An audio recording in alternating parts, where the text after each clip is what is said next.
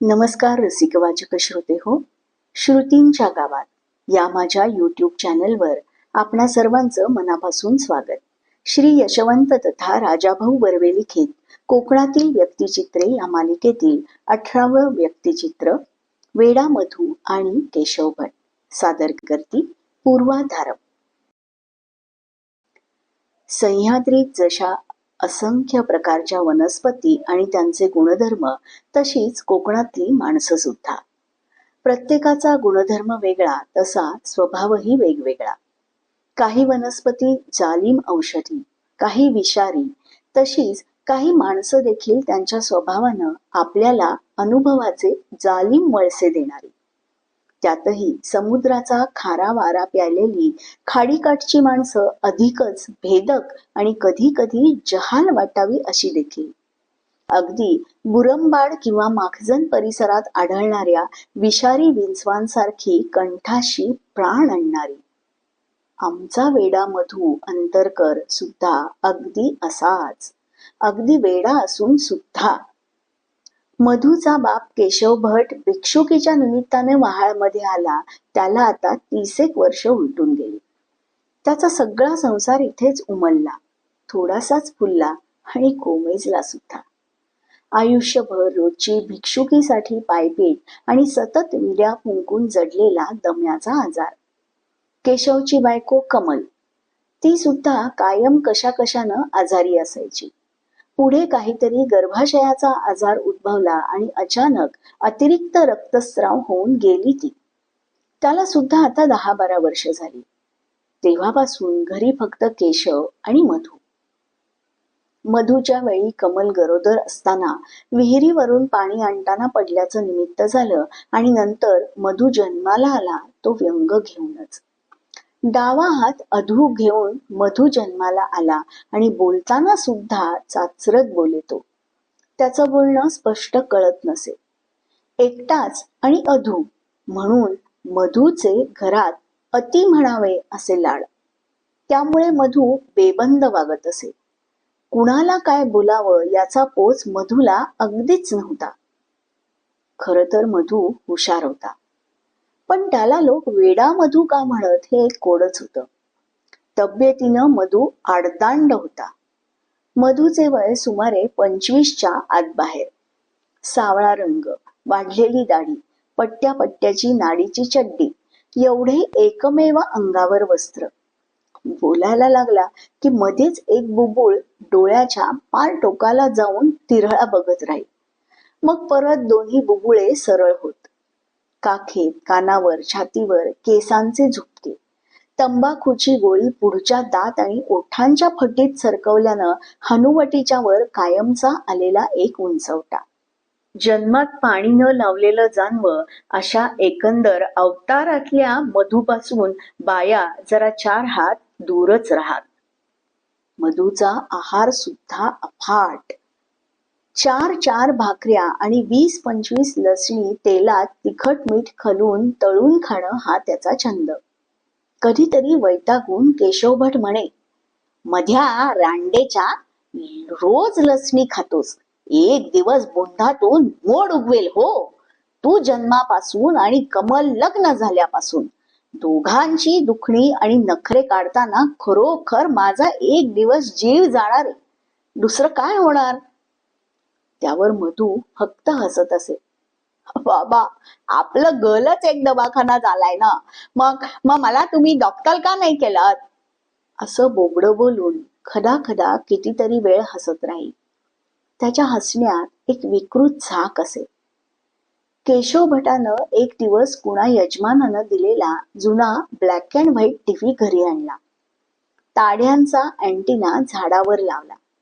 कधी मधी त्यावर पणजी दूरदर्शन केंद्र दिसे. कधी दिसायचं बंद झालं की अधू हातानं मधू झाडावर चढून तो अँटेना गर गर फिरवत राही. मग कधी दिसे तर कधी नाही.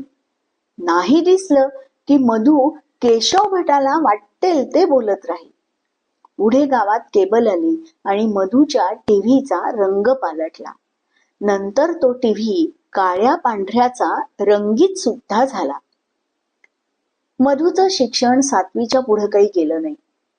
चरितार्थाचं साधन काहीतरी हवं म्हणून मधूला जुजबी, पूजा, सत्यनारायण, गणपतीची पूजा असं शिकवायचा प्रयत्न केशवनी करूनही पाहिला.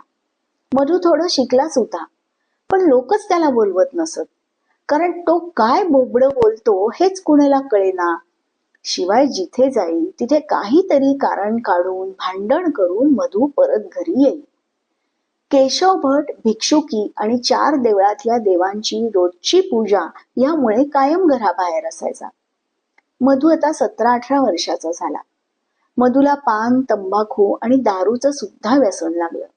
दिवसभर गावभर उंडारत असे. गावातले लोक करमणूक म्हणून मधूला मुद्दाम बोलावून घेत आणि त्याची टिंगल करीत. पुढे पुढे रोज संध्याकाळ झाली की मधू बेचैन व्हायचा. दारूसाठी घरातले पैसे मधून चोरून नेऊ लागला. नंतर बापाकडे उघड दारूसाठी पैसे मागायला लागला.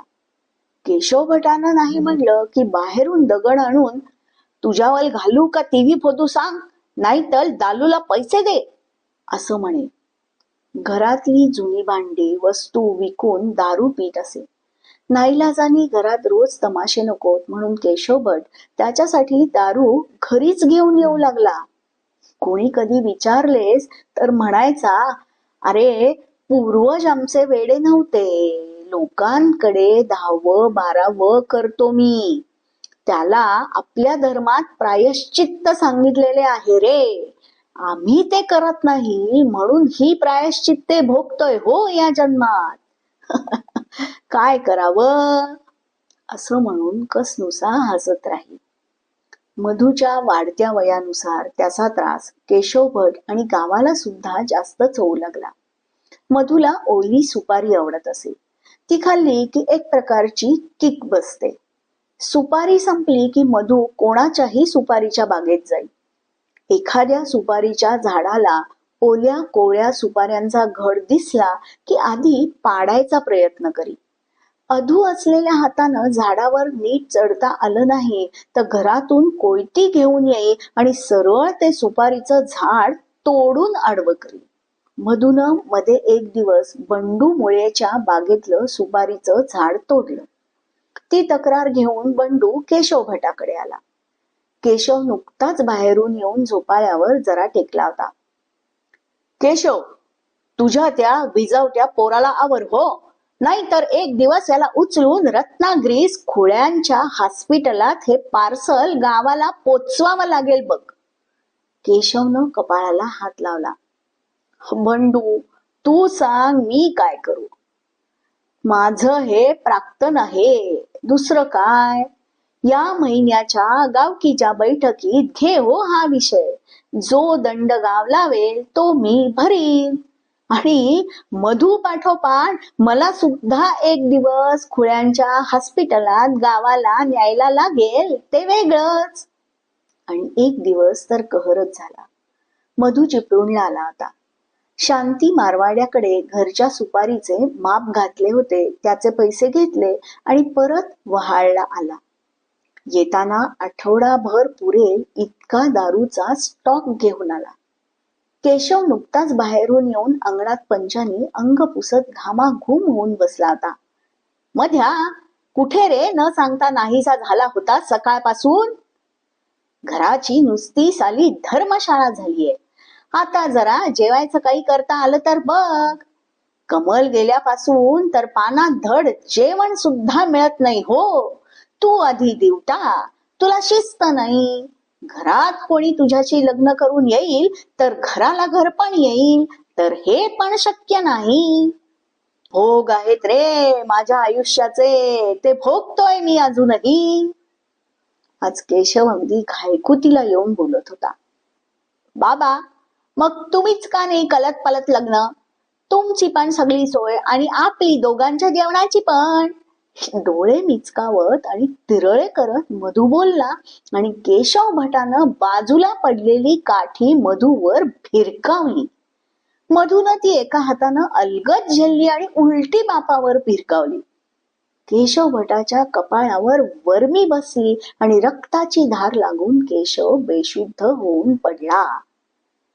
इतका वेळ अंगणात सुरू असलेला तमाशा ऐकून शेजारचे पांडू तात्या बाहेर आले. मध्या, अरे काय केलंस रे हे? बापाला एक दिवस ठार मारशील की तू? केशवला सावरायला पांडू तात्या पुढे सरकले आणि मधू जोरानं त्यांच्या अंगावर ओरडला. पांडू, तुला यात नाक खुपसायची गलद नाही. चालता हो इथून, आम्ही बाप लेक बघून घेऊ. मधूचे प्रताप माहीत असल्यानं पांडू तात्या माघारी फिरले. दुसऱ्या दिवशीची सकाळ उजाडली ती विचित्र बातमी घेऊनच. परसदाराच्या विहिरीत सकाळी केशव भट उताणा पडलेला आढळला. दोघांची दुखणी आणि नखरे काढताना खरोखर माझा एक दिवस जीव जाणार रे, हे स्वतःचेच वाक्य खरे करत केशव भटांनी आपलं जीवन संपवलं. त्यानंतर मधूचं व्यसन वाढतच गेलं आणि पुढच्या 5 वर्षात दोन्ही किडन्या निकामी होऊन मधूने देखील आपले जीवन संपवले. घरातली 3 माणसं 3 प्रकारांनी उद्ध्वस्त झाली. ती व्यसन, बेबंद वर्तणूक, अति लाड आणि नको तितक्या कोड कौतुकानं. वेलीवरचे मधू नावाचे विषारी फूल एक दिवस अख्खी वेल उद्ध्वस्त करून गेले.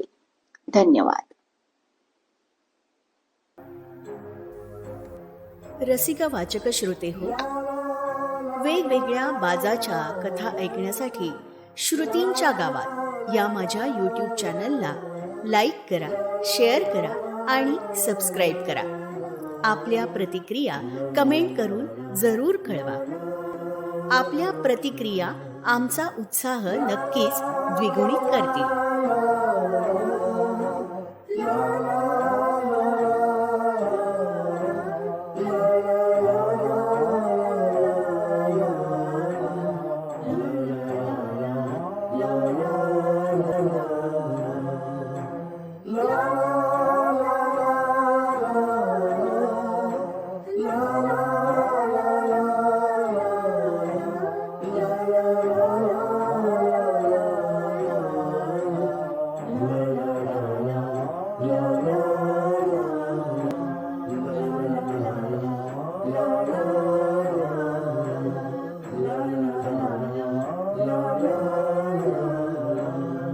la la la